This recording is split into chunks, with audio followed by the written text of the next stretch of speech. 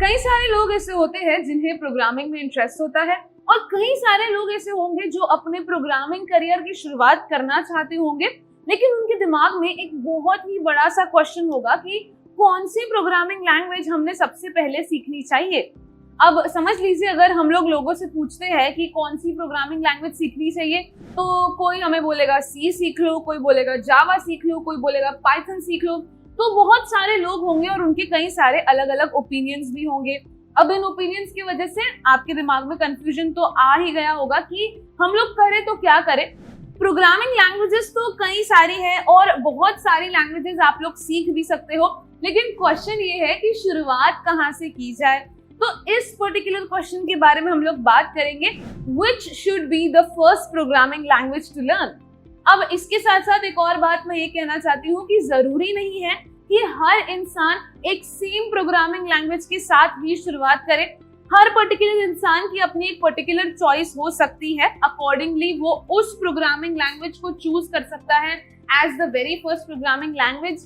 तो यहाँ पर कई सारे ऑप्शंस के बारे में हम लोग बात करने वाले हैं जो कि आपकी फर्स्ट प्रोग्रामिंग लैंग्वेज रह सकती है। हम उस प्रोग्रामिंग लैंग्वेज को समझेंगे, उसके प्रोज एंड कॉन्स को भी देखेंगे। तो अब इससे होगा क्या कि आप लोग समझ पाओगे कि कौन सी लैंग्वेज आपको चूज करनी है। ऑलराइट, तो चलिए बात करते हैं कुछ लैंग्वेजेस के बारे में। तो सबसे पहले हम लोग बात करेंगे पाइथन प्रोग्रामिंग लैंग्वेज के बारे में। अब कई सारे लोग ऐसे होते हैं जो शुरुआत करते हैं पाइथन के साथ। अब ये क्यों? तो पाइथन जो है ये एक बहुत ही ज्यादा सिंपल प्रोग्रामिंग लैंग्वेज है। अब पाइथन प्रोग्रामिंग की जो सिंटैक्स है ये समझने में बहुत ही ज्यादा आसान होते हैं। अब इससे मेरा मतलब ये है कि जो पाइथन प्रोग्रामिंग लैंग्वेज जिस तरह से लिखी जाती है, तो वो लैंग्वेज जो है वो बहुत ज्यादा रिलेट कर जाती है हमारी नॉर्मल इंग्लिश लैंग्वेज को। तो अब यहाँ पर होगा क्या कि हम लोग उस सिंटैक्स को इजीली लिख पाएंगे और समझ भी पाएंगे। तो इसकी वजह से बहुत सारे लोग जो है पाइथन को अपनी पहली लैंग्वेज कंसिडर कर लेते हैं। अब होगा ये करने से वो प्रोग्रामिंग को थोड़ा अच्छी तरीके से समझ लेते हैं और प्रोग्रामिंग में उनका इंटरेस्ट भी डेवलप हो जाता है, क्योंकि कई सारी चीजें वो लोग बहुत आसानी से पाइथन की मदद से कोड कर पाते हैं। तो सिर्फ यही नहीं है कि पाइथन सीखने में ही बहुत ज्यादा आसान है, जैसे जैसे आप बिगिनर से बढ़ोगे टू द एडवांस लेवल, तो पाइथन भी आपको बहुत सारी लाइब्रेरीज, बहुत सारे फ्रेमवर्क्स प्रोवाइड करेगा, जिसकी मदद से आप अच्छे खासे बड़े प्रोजेक्ट्स पर भी काम कर सकते हो। आप आर्टिफिशियल इंटेलिजेंस, मशीन लर्निंग, ये सारे फील्ड्स में भी पाइथन की मदद से जा सकते हो। तो पाइथन को आप कंसिडर कर सकते हो आपकी पहली लैंग्वेज। तो अब यहाँ पर पाइथन के बारे में हमने बात कर ली है एंड डेफिनेटली कुछ एडवांटेजेस आपको समझ आए होंगे कि पाइथन को अगर हमने पहली प्रोग्रामिंग लैंग्वेज रखी तो क्या हो सकता है, and it's simple and who doesn't want simple, right. लेकिन इसी चीज के कुछ ड्रॉबैक्स भी हैं, उनके बारे में भी हम लोग बात कर लेते हैं। तो क्योंकि पाइथन बहुत ज्यादा सिंपल है, सिंटैक्स लिखने में बहुत ज्यादा आसान हो जाता है, तो जब पाइथन से, that is from an easy language, if we shift to a harder language, तो यहाँ पर दिक्कत जा सकती है। जरूरी नहीं है कि हर किसी को इस चीज में प्रॉब्लम होगी, बट ये कंप्लीटली डिपेंड करता है। अगर आप पाइथन से बहुत ज्यादा यूज टू हो जाते हो उसके सिंटैक्स से, तो किसी और लैंग्वेज का सिंटैक्स जो मे बी थोड़ा बहुत डिफिकल्ट होगा, तो वहां पर कुछ लोगों को दिक्कत जा सकती है। तो यहाँ पर सी प्रोग्रामिंग लैंग्वेज जो है ये भी एक बहुत ही जानी मानी लैंग्वेज है एंड कई सारे लोग जो है सी प्रोग्रामिंग लैंग्वेज को अपनी फर्स्ट लैंग्वेज कंसिडर कर लेते हैं। सी प्रोग्रामिंग लैंग्वेज जो है ये बहुत ही ज्यादा पॉपुलर लैंग्वेज है। पॉपुलैरिटी के साथ साथ ये जो लैंग्वेज है बहुत पहले इन्वेंट की गई थी, बहुत पुरानी ये लैंग्वेज है, लेकिन आज भी बहुत ही ज्यादा पॉपुलर है एंड कई सारे लोग इसे अपनी पहली लैंग्वेज कंसिडर करते हैं एंड सी के साथ अपनी प्रोग्रामिंग की शुरुआत करते हैं। अब सी प्रोग्रामिंग को कहा जाता है मदर ऑफ प्रोग्रामिंग लैंग्वेजेस, यानी कि अगर आप सी सीख लो तो प्रोग्रामिंग के कई सारे बेसिक फंडामेंटल्स, जैसे कि वेरिएबल्स क्या होते हैं, डेटा टाइप्स क्या होते हैं, लूपिंग स्टेटमेंट्स क्या होते हैं, ऐसी कई सारी चीजें जो है बेसिक ऑफ प्रोग्रामिंग, ये सी के जरिए आपकी बहुत ही अच्छी तरीके से क्लियर हो जाती है। यानी कि आपका जो बेसिक है वो बहुत ज्यादा क्लियर हो जाता है और इसकी मदद से होगा क्या कि अगर आप कोई भी और प्रोग्रामिंग लैंग्वेज सीखना चाहो तो वो सीखने में आपको बहुत ज्यादा आसानी हो जाएगी। इसीलिए सी को पहली लैंग्वेज कंसिडर करना एक बहुत ही अच्छा ऑप्शन हो सकता है।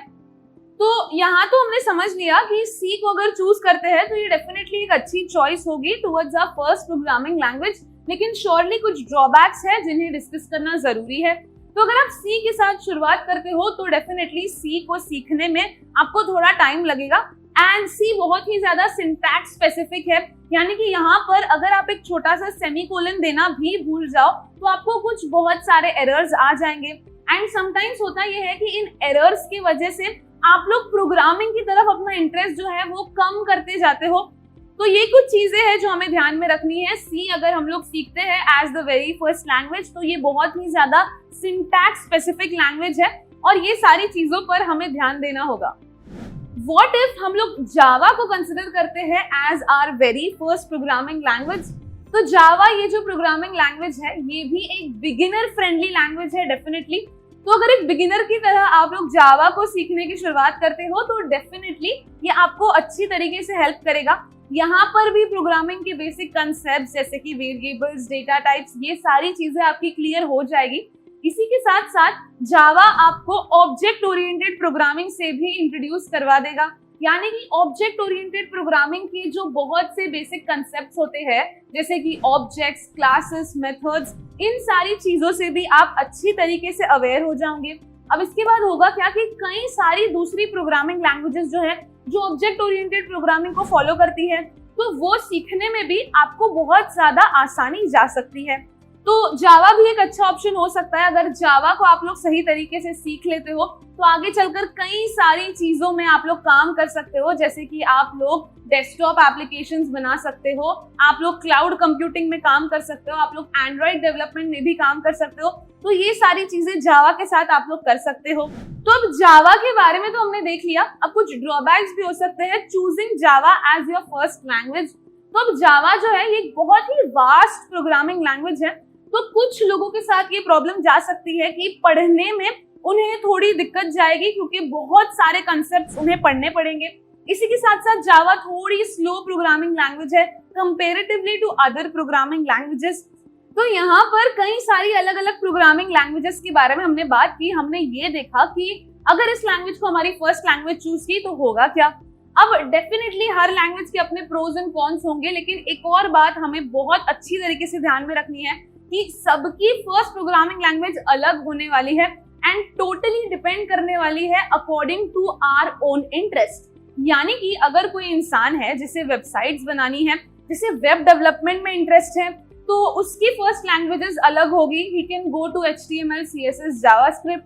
अगर कोई ऐसा इंसान है जिसको इंटरेस्ट है इन ऐप डेवलपमेंट तो उसकी फर्स्ट लैंग्वेज अलग हो सकती है। ही कैन गो टू जावा और अदर लैंग्वेजेस जो ऐप डेवलपमेंट में यूज होती है। अगर आपको इंटरेस्ट है डेटा साइंस में तो आप लोग आर प्रोग्रामिंग लैंग्वेज को सीख सकते हो। तो basically all I want to say is कि आपकी फर्स्ट लैंग्वेज जो है वो टोटली डिपेंड करने वाली है आपको आगे करना क्या है, आपका पॉइंट ऑफ इंटरेस्ट क्या है, ये सारी चीजों पर आपकी लैंग्वेज, फर्स्ट लैंग्वेज डिपेंड करने वाली है। So all you have to do is अपने गोल को पहले एनालाइज कीजिए और उसके अकॉर्डिंग अपनी प्रोग्रामिंग लैंग्वेज को चूज कीजिए।